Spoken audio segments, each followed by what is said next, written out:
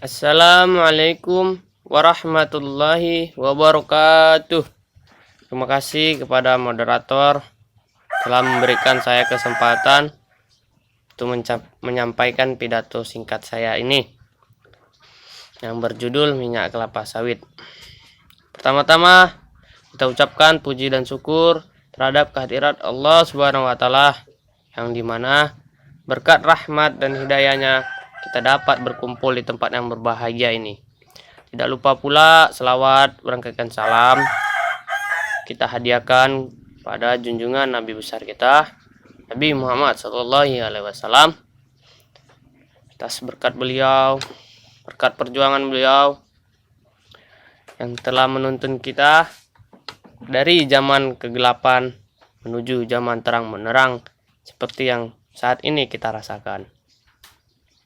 Yang saya hormati Kepala Staf Perkebunan Kelapa Sawit, dan yang saya hormati Bapak dosen mata kuliah Bahasa Indonesia, dan saya banggakan teman-teman seperjuangan saya di teknologi produksi tanaman perkebunan. Nah, baiklah, kelapa sawit sejatinya ini bukanlah tanaman asli dari Indonesia. Bermula dari 4 biji kelapa sawit yang sebenarnya dari Afrika, dibawa orang Belanda ke Indonesia dan ditanam di kebun raya Bogor pada tahun 1848. Karena tanaman tersebut tumbuh subur dan setelah dicoba di beberapa daerah bisa tumbuh dengan baik, maka sejak 1910 kelapa sawit dibudidayakan secara komersial dan meluas di Sumatera.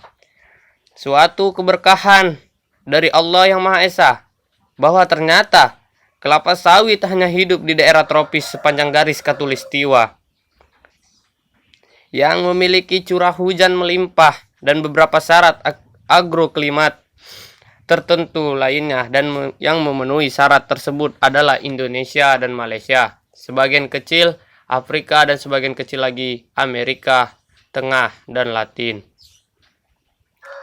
Minyak kelapa sawit.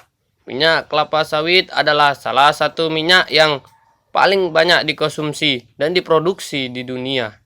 Minyak yang murah, mudah diproduksi, dan sangat stabil ini digunakan untuk berbagai variasi makanan, kosmetik, produk kebersihan, dan juga bisa digunakan sebagai sumber biofuel atau biodiesel. Kebanyakan minyak sawit diproduksi di Asia, Afrika, dan Amerika Selatan karena pohon kelapa sawit membutuhkan suhu hangat, sinar matahari, dan curah hujan tinggi untuk memaksimalkan produksinya.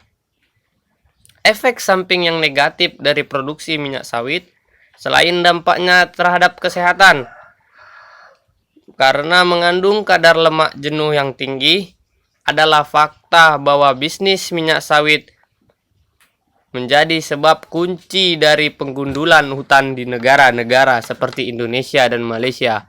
Indonesia adalah produsen dan eksportir terbesar minyak sawit di dunia. Namun, Indonesia juga merupakan penghasil gas emisi rumah kaca terbesar setelah Republik Rakyat Tiongkok atau disingkat RRT, dan Amerika Serikat atau disingkat AS. Produksi minyak sawit didominasi oleh Indonesia dan Malaysia.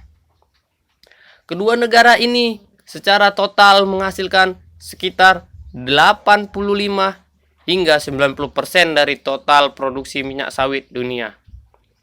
Indonesia adalah produsen dan eksportir minyak sawit yang terbesar.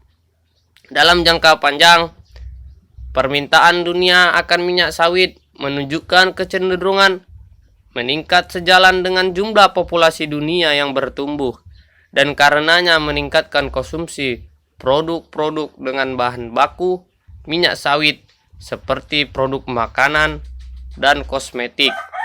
Sementara itu, pemerintahan di berbagai negara sedang mendukung pemakaian biofuel atau biodiesel yang dari bahan pokoknya yaitu kelapa sawit. Nah, demikianlah video singkat saya yang bisa saya sampaikan kepada saudara-saudara, insya Allah bermanfaat, dan mohon maaf atas kesalahan atau kekurangan yang telah saya sampaikan.